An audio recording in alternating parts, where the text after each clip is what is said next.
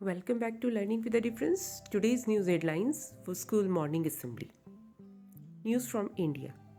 Coronavirus live updates. India records 67,597 fresh cases. Positivity rate fell to 5%.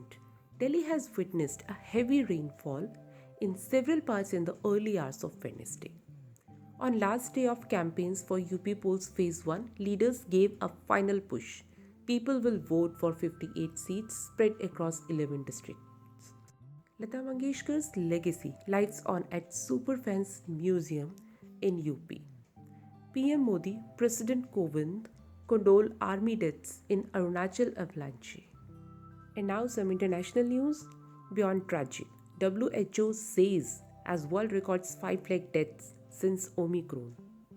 US seizes stolen Bitcoin worth $3.6 billion in record haul, couple arrested. US Secretary of State Antony Blinken heads to Asia as Ukraine crisis boils.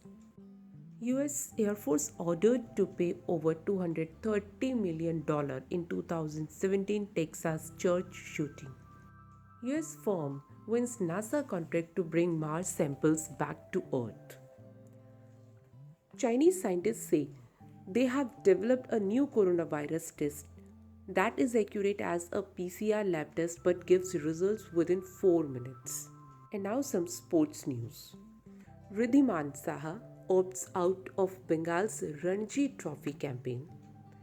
FIFA inundated with 17 million requests for World Cup tickets.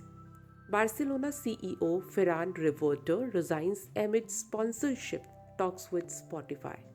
And these were today's news headlines. Thank you to all of you. Have a nice day.